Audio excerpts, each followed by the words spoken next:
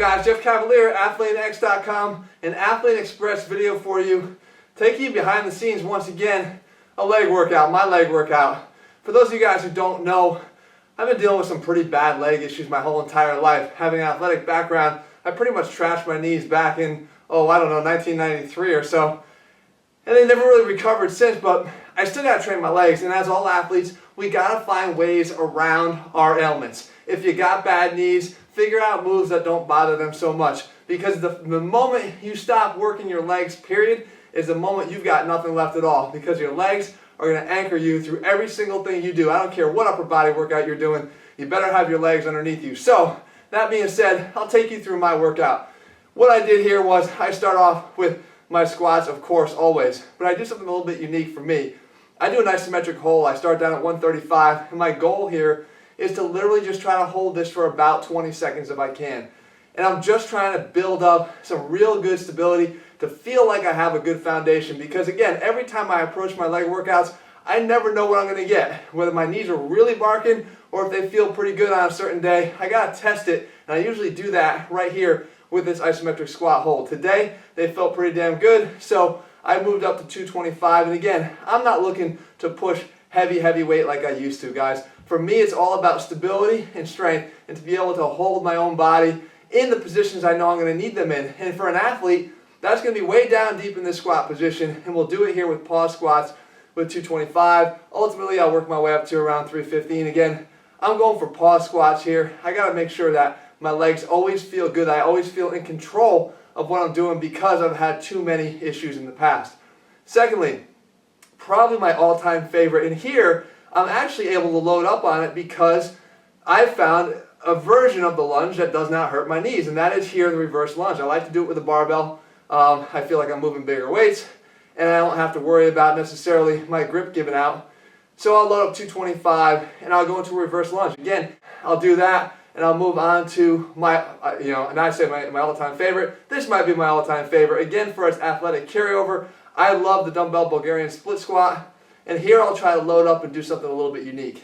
Again, this position, I don't feel a lot of pain in my knees because my weight is traveling down and back. Anytime I try to move my weight down and forward, as I would with a forward stepping lunge, it bothers me. But if I can go backwards, as I do in a Bulgarian split squat, I don't really feel the pain so much. So I can do that, and I try to add this explosive, we call it the Bulgarian split squat hop, right? We want to explode up as fast as we can. Basically, when I'm using the 65s here, it's really more about acceleration because I really can't move those 65s all that fast. But as soon as I drop those weights, I always like to speed it up again. So whether we're slowing down the movement because we're adding weight, I do, as an athlete, like to speed up the movement at the very end. So I'll drop the weights and do a bodyweight version of this until I fail.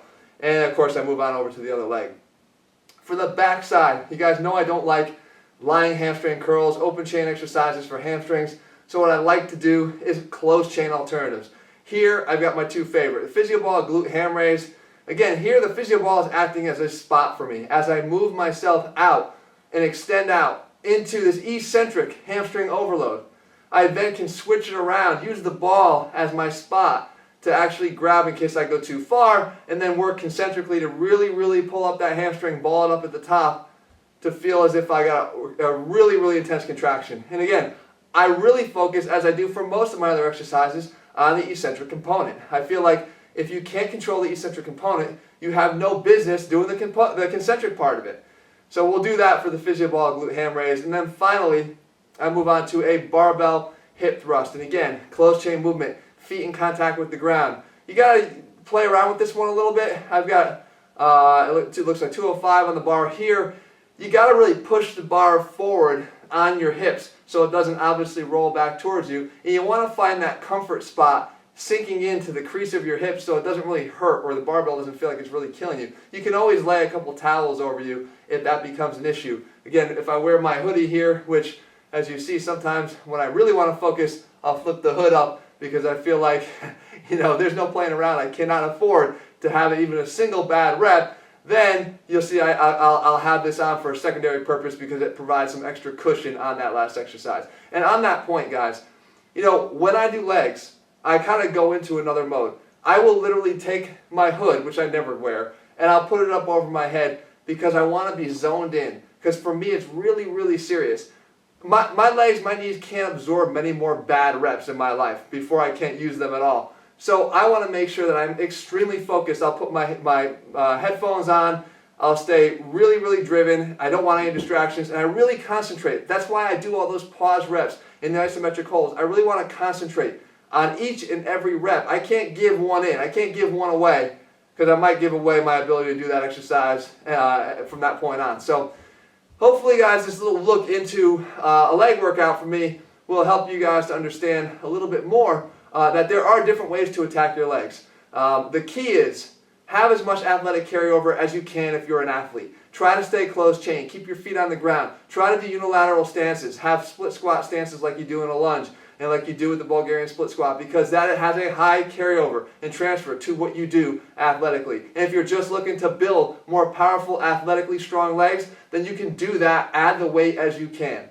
Guys, if you found this helpful, make sure you leave a comment and a thumbs up below. In the meantime, let me know what else you'd like to see, and if you want a complete program. And we train legs pretty intensely in the ATHLEAN-X system, as anybody that has the program can tell you. We hit them from every single angle, and a lot of times guys will curse me out the next day saying they cannot move following our leg workouts. But I'll tell you this, just like every other workout we do, we hit them hard, but we hit them quick. 20 to 40 minutes, all-out intensity. We're training in workout length for that intensity to get you better results. Head over to ATHLEAN-X.com right now. In the meantime, I'll be back here in just a couple days.